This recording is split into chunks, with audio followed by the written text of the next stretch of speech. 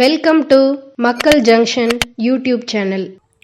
மக்கள் ஜங்ஷன் நேயர்களுக்கு வணக்கம். நான் அக்ரி வேர்ல்ட்லேருந்து உங்கள் முத்துசாமி பேசுகிறேன். ஸோ நம்ம இன்றைக்கி இந்த வீடியோவில் நம்ம எதை பற்றி பார்க்க போகிறோம் அப்படின்னு பார்த்தீங்க அப்படின்னா, ஸோ எனக்கு அதிகமாக ஒரு என்கொயரி வந்துகிட்டே இருந்தது. எதுக்கான என்கொயரி அப்படின்னு பார்த்தீங்க அப்படின்னா, எங்கிட்ட ஸ்ப்ரேயர் கேட்டாங்க. ஸ்ப்ரேயர் தென்னை மரத்துக்கு எனக்கு ஒரு 30 அடி 40 அடிக்கு லாங்காக அடிக்கிற மாதிரி எனக்கு ஸ்ப்ரேயர் கொடுங்க அந்த மாதிரி கேட்டாங்க.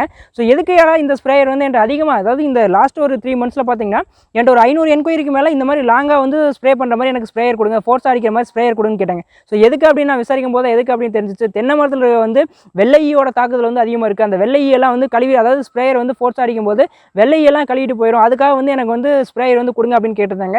ஸோ அதுக்காக நாங்களும் ஸ்ப்ரேயர் ரெடி பண்ணி கொடுத்தோம். இந்த வீடியோ ஏன் போடுறோம் அப்படின்னா, ஸோ அந்த வெள்ளைக்கு மாற்றாக நம்ம வேறு ஈஸியான முறையில் நம்மகிட்ட கிடைக்கக்கூடிய பொருளை வச்சு அந்த வெள்ளையை கட்டுப்படுத்துறது எப்படி அப்படிங்கிறது நான் மற்ற படித்த வழியாகவும் எனக்கு தெரிஞ்சவங்க என்னோட மூத்த விவசாயி இருக்கிறாங்க பார்த்தீங்களா, அவங்க எனக்கு சொன்னது வழியாகவும் நானும் ட்ரையல் பார்த்தேன். எனக்கு ஓரளவுக்கு சக்ஸஸ் ஆச்சு. ஸோ அது சக்ஸஸ் ஆச்சு அப்படின்னா, நம்ம சுற்றி இருக்கக்கூடிய ஒரு சென்டரில் தோட்டம் இருக்குது அப்படின்னா, சுற்றி 10 ஏக்கரில் தென்னை மரம் இருந்ததுன்னா 10 ஏக்கரில் இருக்கிற எல்லா விவசாயியும் சேர்ந்து பண்ணால் மட்டும்தான் சக்ஸஸ் ஆகுது.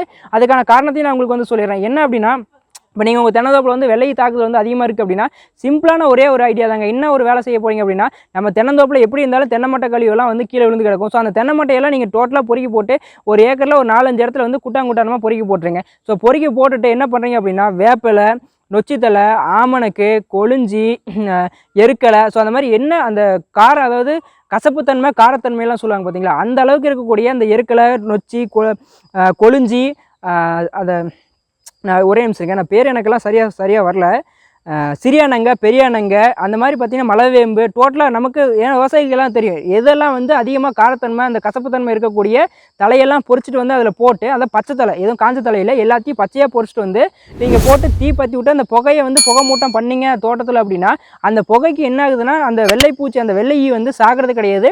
அது நம்ம தோட்டத்தை விட்டு பறந்து போயிடுது. அப்போ என்ன பண்ணுறேன்னா என் தோட்டத்தில் பண்ண அப்படின்னா அது பக்கத்து தோட்டத்தில் போய் ஒட்டிக்குது. ஸோ நீங்கள் பக்கத்தில் இருக்க எல்லா தோட்டத்துக்காரரும் சேர்ந்து நீங்கள் பண்ணும்போது கண்டிப்பாக அந்த வெள்ளையை ஈஸியாக போயிடும். ஸோ அது அப்படியே டே பை டே போக போக அது ஒரு ஸ்டேஜில் அது அப்படியே செத்து அழிஞ்சு போயிடும். ஸோ இது ரொம்ப ஈஸியான முறை.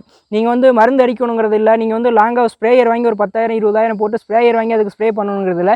ஸோ ரொம்ப ஈஸியாக இயற்கையான முறையில் நம்ம வெள்ளையை கட்டுப்படுத்துறதுக்கான அழகான எளிய வழிமுறை தான் இது. ஸோ இதை நீங்கள் ட்ரை பண்ணி பாருங்கள். இது எந்த அளவுக்கு உங்களுக்கு பயன் கொடுத்துச்சு, பயன் அளிச்சிச்சு அப்படிங்கிறத கண்டிப்பாக நீங்கள் கமெண்ட்டில் பண்ணுங்கள். ஸோ அப்போ தான் நான் உங்களுக்கு அடுத்தடுத்த விவசாயிகளுக்கு என்னென்ன பிரச்சனை இருக்குது அப்படிங்கிறத ஈஸியாக எளிய முறையில் இயற்கையாக உங்கள்கிட்ட இருக்க பொருளை வச்சு நீங்கள் அதுக்கு தீர்வு காண முடியும் அப்படிங்கிறது நான் கண்டிப்பாக நான் அடுத்தடுத்த வீடியோவோ நான் உங்களுக்கு கண்டிப்பாக நான் பதிவேற்றிக்கிட்டே இருக்கிறேன். ஸோ இப்போ பார்த்தீங்க அப்படின்னா, நான் சொன்னேன் பார்த்தீங்களா, இந்த தென்னை மட்டை காஞ்ச ஓலையெல்லாம் எல்லாம் பொறுக்கி போட்டு பச்சை இலதலையெல்லாம் அந்த நான் சொன்ன காரம் இருக்கிறது அந்த கசப்புத்தன்மை இருக்க இலதெல்லாம் போட்டு நீங்கள் ஒரு மாதத்தில் ஒரு 2 தடவை நீங்கள் போட்டிங்க அப்படின்னா மேக்ஸிமம் உங்களுக்கு அந்த வெள்ளையெல்லாம் போயிடும். சப்போஸ் அப்படி போகலை அப்படின்னா இன்னும் கொஞ்சம் ஒரு 2-3 இடத்துல நீங்கள் போட்டுருக்கீங்க, போக 10 போகலை, மரமெல்லாம் ரொம்ப ஹைட் ஆயிடுது, ஓரளவுக்கு மரம் ஒரு 25 அடி 30 அடிக்குள்ளே இருந்ததுன்னா இது ஒரு 2-3 இடத்துல போட்டால் போதுமானதாக இருக்கும். இல்லை ஒரு சில பழைய ரொம்ப ஒரு 10-15 வருஷத்துக்கு முன்னாடி வச்ச மரம்லாம் 40 அடிக்கு மேலே போய், ஏன்னா எங்கள் தோட்டத்திலே பார்த்தீங்கன்னா ஒரு 40 அடிக்கு ஹைட்டு போன மரம்லாம் இருக்குது. ஸோ அந்த மாதிரி மரத்துக்குலாம் பார்த்தீங்கன்னா ஒரு 4-5 இடத்துல, ஒரு ஏக்கரில் ஒரு 4-5 இடத்துக்கு மேலே அதிகமான இடத்துல நீங்கள் அந்த மாதிரி புகையை பயன்படுத்தும் போது கண்டிப்பாக உங்களுக்கு இந்த பூச்சி ஏன்னா நான் எங்கள் தோட்டத்தில் இதை நான் செஞ்சு பார்த்துட்டு தான் உங்களுக்கு நான் இதை எக்ஸ்பிளைன் பண்ண போகிறேன், எக்ஸ்பிளைன் பண்ணியிருக்கேன்.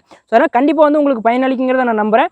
ஒரு மாதத்தில் ஒரு 2 டைம் போட்டு பாருங்கள். அப்படி இல்லைன்னா ஒரு அதிகமாக ஒரு 4-5 இடத்துல போகிறத ஒரு 6-7 இடம் மாதிரி போட்டு நீங்கள் யூஸ் பண்ணுங்கள். கண்டிப்பாக நீங்கள் இதை பயன்படுத்த செயல்முறையை நீங்கள் செய்யும்போது உங்கள் பக்கத்து தோட்டத்துக்காரருக்கு சொல்லி அவங்களுக்கு புரிய வச்சு நீங்களும் இதை பண்ணுங்கள். அப்போ தான், ஏன்னா என் தோட்டத்தில் பண்ணால் உங்களுக்கு பிரச்சனை இல்லை, உங்கள் தோட்டத்துலேருந்து போயிடும், உங்கள் தோட்டத்துலேருந்து போய் அவர் தோட்டத்துக்கு போயிடும். ஸோ அப்போ அது பிரயோஜனமே கிடையாது.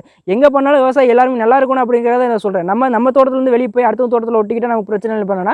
ஸோ முடிஞ்ச அளவுக்கு நீங்கள் இதை பண்ணுறீங்க அப்படின்னா கண்டிப்பாக ஸோ மற்ற விவசாயி அதை ஏற்றுக்கிறாங்களா இல்லையான்னு அவங்களோட சூழ்நிலையை பொறுத்து தான். கண்டிப்பாக நீங்கள் செய்கிற முன்னாடி பக்கத்தில் இருக்க தோட்டத்துக்காரருக்கு இதை இன்ஃபார்ம் பண்ணிடுங்க, நான் இந்த மாதிரி பண்ண போகிறேன். ஸோ அதே டைமில் நீங்களும் பண்ணுங்கள். பண்ணுனா இது வெளியே போய் சொல்கிறாங்க, இதை ட்ரை பண்ணி பார்க்கல, இது ஒன்றும் ட்ரை இல்லைனா நான் பண்ணினதில் எனக்கு சக்ஸஸ் ஆகிருக்கு. நான் ஒரு 80% எனக்கு சக்ஸஸ் ஆகுது. ஸோ 80%ங்கிறதே நான் ஒரு டைம் பண்ணிட்டு நான் பிஸ்னஸில் இருக்கனால என்னால் அதை திரும்ப பண்ண முடியல. நான் இது சக்ஸஸ் ஆகும் அப்படின்னு செய்யறதுக்காகவே நான் செஞ்சு பார்த்தது.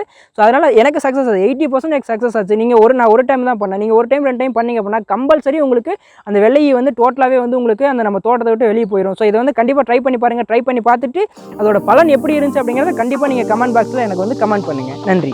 மக்கள் ஜங்ஷன் நேயர்களுக்கு வணக்கம். நான் அக்ரி வேர்ல்ட்லேருந்து உங்கள் முத்துசாமி பேசுகிறேன். ஸோ நம்ம இன்றைக்கி இந்த வீடியோவில் என்ன பார்க்க போகிறோம் அப்படின்னு பார்த்தீங்கன்னா, நம்ம உட்சீப்பர் பற்றி தான் பார்க்க போகிறோம். ஸோ இந்த உட்சீப்பர் நம்ம எதுக்கெல்லாம் பயன்படுத்துகிறோம் அப்படின்னு பார்த்தீங்க அப்படின்னா, நம்ம தென்னந்தோப்பில் இருக்கக்கூடிய தென்னை மட்டைகளெல்லாம் தூளாக்குறதுக்கு, பாலை இருக்கும், அதே போல் பார்த்திங்கன்னா தேங்காயில் நம்ம உரிச்சிட்டு அந்த உரி மட்டை இருக்குது பார்த்தீங்களா, ஸோ அந்த மட்டை அது மேலே